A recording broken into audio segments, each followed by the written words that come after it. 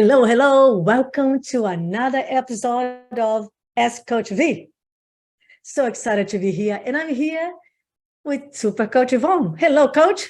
Hey, Coach. Hey, everybody. Welcome to Ask Coach V. I'm excited. We have a good one today. I like our questions. Wonderful one. So for some of you that are new here with us, this is Master Coach Vanda Martin. And today we are here to answer some of the questions and bring you some strategy, energy, and value. Right, Coach? Yeah, exactly. So in this series, if you haven't seen it or if you haven't seen it in a while, I go and I look at what are agents asking. I go to like Facebook groups, I go on the internet, I see what people are asking us in emails, wherever, and I find interesting questions, interesting topics that people are facing. And then I do what the title says. I ask Coach V, and we have a great conversation about it from veteran agent, veteran coaches here that work with agents all over the country. We get a really interesting perspective on it. And I think we always end up sharing a lot of value. So today, like I said, I got some good ones. Coach, I'm ready to jump into it if you are. I'm ready. Let's do this.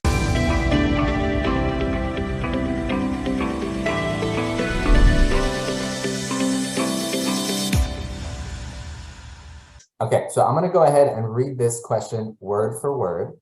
This is a question that we got from an agent asking for help.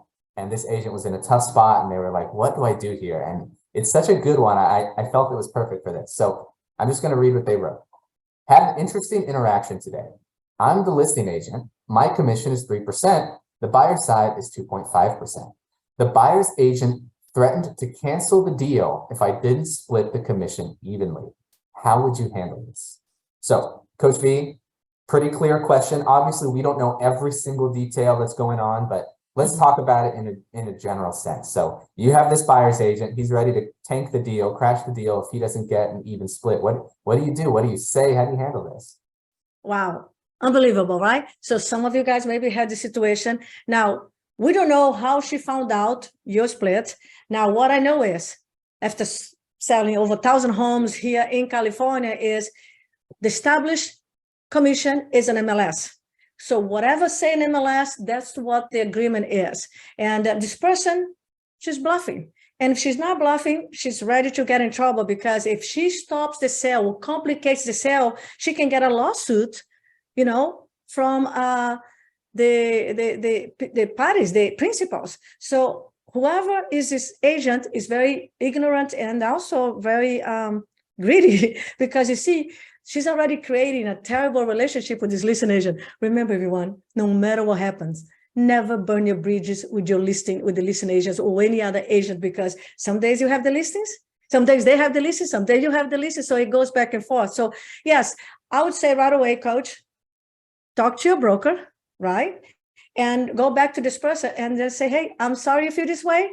This is the split. This is how we're going to proceed. Do you have any question? This is what we do, Coach, because she doesn't have any leg to stand on. Here's the contract. Here's an MLS. She cannot renegotiate the contract. Her commission's is not part of the agreement with the seller and the buyer. Her commission's an MLS between the agents and the agencies, the companies. Am I making sense? Yeah, makes sense. So I like the idea as well of, hey, even though, we know they're in the wrong, even though we know they're not supposed to do that, it never hurts to go tell your broker what's going on. Anytime you have some, weird situation, you have something happening outside of the normal, right? That's what they're there for, right? So yes, she should go tell that agent, hey, sorry, that's not how it works. We're not going to do that. But yeah, cover your ass, right? Go tell your broker what's going on, hear what they have to say about your specific market, your specific area. And, that way you at least know you have some backup going into you telling the other agent. Exactly. So here in California, again, my license in California, and I sold homes from the Bay Area to the Central Valley, Northern California, all over. And I can tell you, you establish on the listing agreement, the commission. Now, if it's 6% and you do an immense amount of work on your marketing and you deserve your skills and you want to get 3.5, 2.5, that's up to you. I'm not saying it's right or wrong. I'm not saying that. And I'm not saying you should do it. And also, if you get a 5.5% and you keep 3 and you pay 2.5, again, it's between you and the seller. It's between you and the seller. The sellers agree with you. And what you put on the MLS, that's what established. So this person is just, unfortunately, I'll say it, is ignorant. It doesn't know any better and is being very silly because, again, you don't want to burn your bridges. So I want to make sure I say this to you, Coach. all of you agents out there, brand new, semi-new, veterans, stop being offended with the situations out there. Stop being offended when the client says something, they're going to you have competition and they're your past client. Stop being offended with agents when they are irrational or crazy or emotional. Don't give your power away. Stay strong, stay composed, stay cool. The most powerful person in the room, coach, who is it? It's the person who's the calmest, The right? calmest person. And don't burn your bridges. Don't let anybody offend you. It's just be cool and I say, hey, I appreciate you feel this way. I'm sorry, but this is what it is here. You know, the buyers are selling and putting together. This is our job. So keep your cool and don't buy into the drama. Don't buy into the chaos. Don't get offended. So Be I the rock. have a follow-up question here, Coach. Sure, So please. I get it. Stay calm, talk to them, let them know. Now, let's say, in this situation, plus imagine any other situation where you have like some bully agent that's trying to, threaten or blackmail or say, you got to do this or that. Do you talk to your seller about it and say, hey, this agent is trying to do this. I'm going to talk to them, but there might be complications. Or do you just handle it and not involve the seller in some crazy thing? What do you think? Great question. Great question. Listen, my view, again, this is my view. You can talk to your broker. This is non-business, no business, the seller. You'll have a fiduciary duty with your seller to disclose everything related to the sale and the problems and everything, but to bring a problem between you and the other agent before even the house has closed and negotiating, if you get the client upset, and then now, by the way, many times the clients are emotional already, they are nervous already, they are stressed out already, they are moving. Do they really need an extra stress because some crazy agent or irrational or maybe emotional, dramatic, chaotic person is? I would, first of all, again, go right to your broker and get the support of the internal office and make sure you negotiate. This is negotiation. Remember, the moment someone wants something from you, the moment they want or they don't want, you are negotiation. So use your diplomacy skills, use your negotiation skills that we teach you guys at VIP, our beautiful coaching training. Use that, build rapport, build connection, make the person agent feel heard and validated because he's suffering. Actually, many times when people snap at you like this, it's a cry for help. Who knows, this person might be desperate, has no money, is going broke and she's going crazy or he's going crazy. Just be cool and say, hey, Joanna, I feel your pain. I'm so sorry, but that's what it is, my darling. This is what we're doing, So I would not bother my seller. My seller has so many issues going on right now, unless it really escalates to craziness, it's threat and crazy Well, and stuff. the other thing, Coach, is the seller doesn't know how the business works. They don't know the rules. They don't know that this is crazy. So you go and tell the seller, hey, just so you know, this buyer's agent is saying this. I'm going to go talk to them. I'm going to handle it. The seller might get scared and say, no, just do it. Do what they're saying. And then now you have friction with the seller as well, because they want to do this crazy thing because they're in a position of fear as well. So absolutely, I agree. If you can just take care of it, do your job to remove friction for your clients, right? You don't need to bring them unneeded drama. Exactly. And I want to tell you one more thing to just add for your tool of knowledge and experience. As a top producer who's top 1% in the world, I know that. And my broker told me all the time, any issue that you have against the other agent, you do it after the close of escrow. Because if you interrupt the sale, disturb the sale, make anything happen with the sale, everybody can sue you as an agent. So for example, let's imagine, Coach, I procure the buyer. I show this 1 to 3 main streets to my buyer. I did all the showing, I produced everything. Then, my buyer called the agent earlier, and now the agent met with them, and the agent had maybe bad intention, or maybe it was just happened. We don't know. I'm not even going to go there. And then the offer is written with the listing agent. Who's the procuring agent? The buyer's agent, the person who showed the house, but the listing agent wrote the offer. So if you go fight right now with the listing agent and create drama and confusion and the deal fall apart, everybody can sue you. So my broker always told me, you know what? We can talk to broker. We can talk to the agent who see what's going on here, maybe share something, or maybe, give them a 25% referral fee, or maybe you get the wholesale. But if it's going to be a fight, it's going to be a problem, we do after the close of escrow, because the principals, the buyer and the seller, really has nothing to do with the commotion and the drama and the breaking of the rules of the Department of Real Estate between the agents. Am I making any sense? Are you following me, Coach? Makes sense. And you know what? I think we handled this one. So look, take care of your seller, talk to your broker, tell that agent without bringing emotion, without bringing wounded ego to the table, right? Just tell them, hey, that's not how it works, and do what you got to do to get that home sold for your client, right, Coach? Yeah. Yes, and keep your log. Remember, every time you have a red flag of anything, even a yellow flag, make sure your log of the conversations. Every time you talk to the agents over the phone, follow up with an email. Make sure you save the text. Again, keep your ass saved, because I thank God I never had any lawsuit, Coach, in over 1,000 homes. Many homes that I sold never had. I always disclose. I always make sure I'm on target to do the best way, and no problems. All right, nice. So let's go to this next question.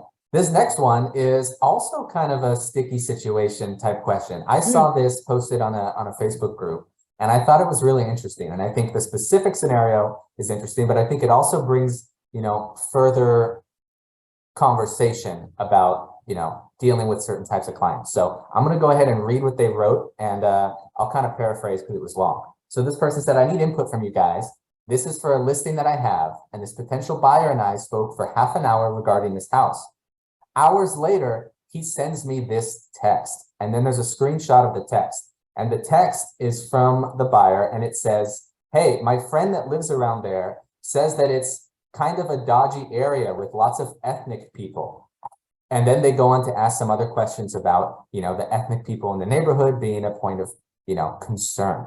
So this agent wants to know, how do I respond to this type of question? How do I deal with this type of person? What do I do? So that's kind of a tough one, Coach. And I think it's a good one for us to talk about, because it also, not just specifically this with, someone who's racist or asking racist things, but also just, when you have a client that is saying offensive things or crazy things, how do you deal with it? What do you do in a situation like this? I can appreciate that. So I heard what you said, Coach.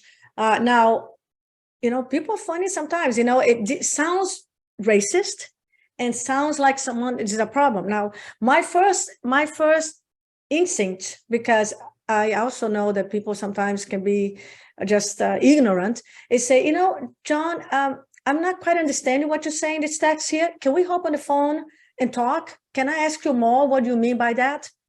So I know it sounds racist, and it sounds like you're going to a prejudice, and now like something that you can get in trouble with the fair housing, rules. But I would still say, hey, tell me what you mean. Can we talk a little bit? Because, and then I want to hear for sure, because maybe he's just saying, I don't know. But my point is, big red flag. You can get in trouble here. And if the text is a little more in detail, you say, you know what? I hear what you say. You don't have to say understand or I agree. I hear what you say. At this moment, I am not taking any client. I have someone that can talk to you and that they can show you the house. So right away, if I have a red flag, the sea is full of fish. There's so much abundance out there of business, of people buying, selling, and investing. So if I have someone already coming this way, because it seems to me the connotations are already dark, right, Coach? Oh, yeah. I immediately, red flag, I don't want it. Even a yellow flag, I'm like, you know what? I'd rather go after beautiful, organic business people that I like to work with, that I love to work with, that I respect, that I admire, than work with someone already in this tonality and this tone. So I would immediately diffuse the situation before it gets big and get someone else to help them.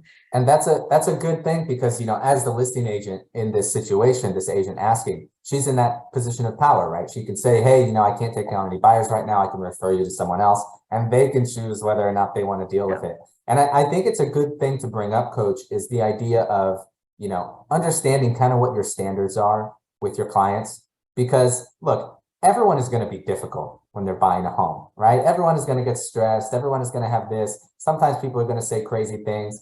We can't just, the moment someone gets difficult, hey, I'm not going to work with that person. But we also need to clearly understand, I have personal standards that I'm not going to be treated a certain way, or I'm not going to work with people that say certain things or act a certain way. So I think people need to know that standard so that they can, when they encounter a situation like this, they can make a decision and go, okay, this doesn't fit with my standards.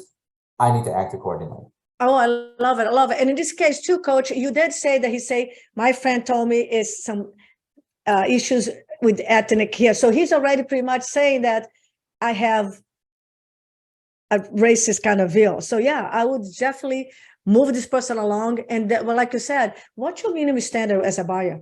I would say right away, I know, and because if you don't have a standard, everything seems like an opportunity. And then you are dealing with people that that is not right for you, because you have a choice. Every day you have a choice who you want to work with. I like to work with people that I like, love, admire, trust, and also is going to work with me. So what's your minimum standard with a buyer? Highly motivated, highly qualified, ready to do business, right? Highly motivated, highly qualified, right? And also someone who has the ability to want to work with you and trust you and listen to you. So also, what's your minimum price? What's your minimum area? Those are your standard. But if someone comes already very negative, so my standard, Coach Ivon, I decided there's one time when I went to meet a buyer. I was in Central Valley, close to Sacramento, selling a home. And this buyer came from Los Angeles. I was 2 years in the business. I was relatively new, but I was already selling a lot of homes. In my second year, I was selling 60 homes. So very knowledgeable already. I started this market, started the business. But his attitude, again, comes to attitude. It's not related to my knowledge. His attitude, he treated me like I was dirt. He treated me like I was second citizen because I'm a girl. This, of course, immediately I think like this. I'm a woman and I have an accent and I'm foreign. So, and he's a macho, jerk. So he started, and that first time it was like, oh my God, I felt bad. Second time. And then by the third time I said, I'm not going to work with this gentleman. Once I leave him, it takes me an hour and a half for me to smile. And Coach, you have you know me really well, as my son as well, that I'm always smiling, always beautiful energy. And I realize that person is toxic. This person is mean, abusive, toxic. I don't need this kind of energy next to me. He will take my energy away. He'll steal my joy, my love for this business, and he will disturb me, appointed to take my energy in time of 3 clients. So I gave him to someone in my office. And I specifically say, thank you very much, John, but I don't believe we are a good match. I don't believe we can work together. My friend here, Frank Corello, he's actually the manager of my office. He's be happy to help you. You see, I'm not going to talk to someone who is a jerk and asshole. So again, just remember, everyone is stressed out selling a home, buying a home, when they talk money. Isn't it true? But you don't have to work with the crazy, the jerks. So what's your standard? If they treat you like shit, and they're bad for your energy, fire their ass and get a new client. There's plenty of business out there. Would you agree, Coach? Absolutely, I agree. So for this agent in this situation, hey, you don't need to work with someone like that. Make sure you don't even have to argue with them on the phone or say anything like that. Just let them know you're not ready to take on a buyer right now and you have a person to refer them to and send them off to someone else, right? I mean, don't let it invade your space, your energy. Don't let it bring you down. Just pass them along and move on. Now, very quickly. Now, some agents are in scarcity mode. Oh my God, I need the business. I have to have the business. And then they have short vision because they're desperate for the commission. And I understand your pain. And I hope you're not that, if you are, talk to us because we can make a lot of money. But my point is that person, this is just the beginning. That person can cause you a lot of trouble and problem, even lawsuits. So you got to wait. Is this worth my time, my energy, and my peace of mind? Is this worth also my bank account? Because you can get in a lawsuit. So don't go in scarcity mode. When you generate, you don't have to tolerate. And I want to finish with that. Exactly. I think that's the perfect place to finish answering that question. So remember, whether it is a racist client, a crazy client, a mean client, you need to have minimum standards in your business for yourself, for who you work with, for what you do. Make sure you do, because then you're gonna, no matter what the situation is, you'll be able to make that decision from a place of power. So Coach V, close us out. Any final words before we close out this episode? I'll do that. But first, I want to make sure you guys, if you have not subscribed for our channel here, please do, and share this with someone who would like to have more strategies, more information, more education, because that's what we do. We're here to serve. We love what we do, don't we, Coach? Absolutely. And we're always putting out great content out there. So make sure you guys subscribe. Go watch our videos. Hey, we've done a lot of episodes to Ask Coach V. We've covered a lot of questions. There's a lot of gold in the Vanda Martin YouTube channel. So make sure you subscribe. Yeah, follow us on Instagram and our beautiful free group as well. Listen, I want to say this to you guys. It doesn't matter how much you know. If you don't do, if you don't apply, don't execute. So we are telling here things that I hope you're taking notes. I hope you're applying. I hope you are really improving every day, your skills, your mindset, in your structure strategy, because you are only as good as your mindset, skills, and strategies, right? In structure. So we're here for you. Thank you for showing up. Thank you for being part of our tribe, and we see you next time. Thank you, Coach. Thank you. Thanks, everyone. Bye. Thank you. Bye.